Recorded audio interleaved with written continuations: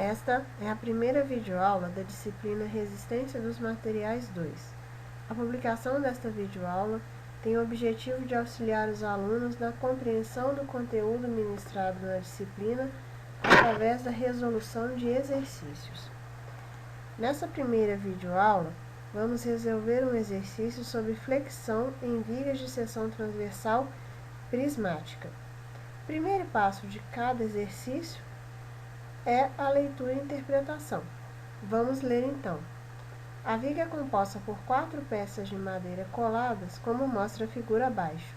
Se o momento que age na seção transversal for 36,5 kN vezes metro, esboce o diagrama de tensões normais que age na seção transversal. Bom, o exercício está pedindo o diagrama de tensões normais e nos forneceu o valor do momento interno resultante. Sendo assim, vamos usar a fórmula da flexão, pois é a fórmula da flexão que relaciona o momento fletor interno resultante com as tensões normais.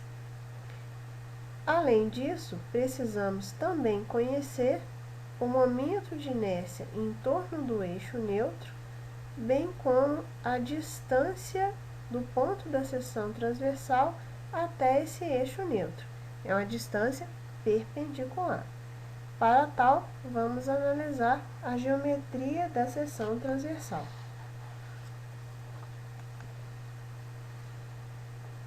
Para analisar a simetria, vamos traçar uma linha na metade da altura da seção transversal. Podemos constatar, então, que a porção da seção transversal que fica acima dessa linha é igual à que fica abaixo. Então, a seção é simétrica em relação ao eixo Z. Fazendo o mesmo com o eixo vertical, percebemos que a parte da seção transversal que está à esquerda é igual à parte da seção que está à direita. Então, a seção também é simétrica em relação ao eixo Y. Conclusão, então, a seção é duplamente simétrica. Se a seção é duplamente simétrica, o centro de gravidade é de fácil localização e está localizado na metade da altura e na metade da largura, conforme podemos visualizar. Conhecendo o eixo do centroide horizontal, conhecemos também o eixo neutro. E assim, estamos aptos a calcular o momento de inércia em torno do eixo neutro, que é o eixo Z. Analisando a seção novamente, percebemos que temos 2 quadrados concêntricos, isto é, com o mesmo centro, que no caso é o centro de gravidade. A maneira mais simples de calcular o nosso momento de inércia vai ser aplicar diretamente a equação do momento de inércia do retângulo, que é dado por base vezes a altura ao cubo dividido por 12.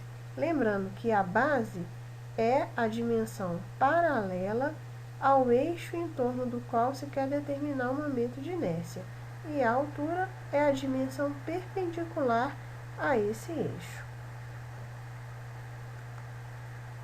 Então, para calcular o momento de inércia dessa seção transversal, nós vamos calcular o momento de inércia da seção plena e subtrair a parte vazia. Lembrando que só podemos fazer isso porque as duas figuras, os 2 quadrados, têm o mesmo centro. Aplicando então a equação do retângulo, temos da seção cheia, base igual a 200, 150 mais 25 de cada lado, a altura também 200, 150 mais 25, e a parte interna com lados iguais a 150. Subtraindo a parte vazada, nós teremos o momento de inércia em torno do eixo Z igual a 91.145.833,33 milímetros a quarto. Vamos agora analisar então os esforços solicitantes. O momento resultante interno nos foi dado no enunciado do exercício, e ele age em torno do eixo Z, que no caso é o eixo, também é o nosso eixo neutro. No entanto, ele foi dado na unidade quilonewton e metro. É recomendado que nós trabalhemos com as unidades newton e milímetro para facilitar o cálculo das tensões em MPa. Para isso, nós vamos converter o nosso momento fletor de unidade quilonewton-metro para newton-milímetro. Para passar de quilonewton para newton, nós vamos multiplicar por 1000 e de metro para milímetro também por 1000. Então, nosso momento vai ser 36,5 vezes 10 a sexta newton por milímetro. Bom, de posse desses dois valores, com as suas unidades devidamente compatibilizadas, nós podemos, então, substituir na equação das tensões normais. Substituir, então, na fórmula da flexão, obtendo a equação das tensões normais, que é válida para esta seção transversal, com este momento aplicado. Substituímos o valor do momento em newton-milímetro e o nosso momento de inércia em milímetro à quarta. Lembrando que nós vamos deixar a nossa equação em função da variável y, que é a distância perpendicular do eixo neutro dos pontos da seção transversal. Substituindo, nós teremos que a nossa equação é dada por essa fórmula. Para calcular as tensões, nós precisamos conhecer o nosso eixo neutro. Para conhecer o nosso eixo neutro, nós vamos substituir o valor de zero no lugar da tensão. Por quê? O eixo neutro é o lugar geométrico dos pontos de tensão nula. Substituindo, então, a nossa equação se reduz a y igual a zero, o que significa, então, que o nosso eixo neutro é o próprio eixo Z, conforme nós deduzimos no início da questão. As tensões, então, serão dadas substituindo os valores de y mais interessantes para o nosso cálculo, para nós traçarmos o diagrama. Então, nós vamos substituir os valores mais extremos e os valores também na face interna da nossa seção, ou seja, 75 milímetros e 100 milímetros, e 75 milímetros e 100 milímetros. Lembrando que para cima do eixo Z é positivo, para baixo do eixo Z é negativo. Substituindo na equação das tensões normais obtidas, teremos para y igual a 100 milímetros positivo, a tensão é menos 40 MPa. Para y igual a 75 milímetros positivo, a tensão menos 30 MPa.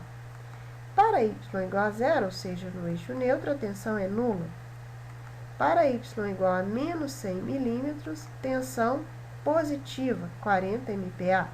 Para y igual a menos 75 milímetros, tensão também positiva, MPa.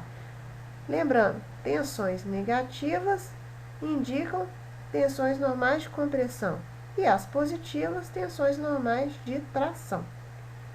Com esses valores calculados, estamos prontos para, então, traçar o nosso diagrama da distribuição de tensões normais. Para isso, precisamos fazer um esboço da seção transversal novamente, prolongando o eixo neutro, que é o eixo Z, da forma como mostra esta figura. Após este passo, nós vamos traçar uma linha perpendicular ao eixo neutro e marcar os valores das tensões que nós calculamos no slide anterior, da seguinte forma: traçamos a nossa linha perpendicular ao nosso eixo neutro e marcamos esses valores. Vamos marcar à esquerda os nossos valores negativos, que são os valores de compressão, e à direita nossos valores positivos. Depois que nós marcamos, preferencialmente numa escala, nós vamos unir esses pontos por uma reta. Lembrando que no zero, ou seja, no eixo Z, ele vai cruzar com essa linha perpendicular, formando então uma reta.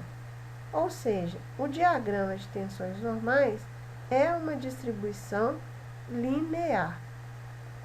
Lembrando aqui, os valores negativos são valores de compressão, tensões normais de compressão, e os valores positivos são tensões normais de tração.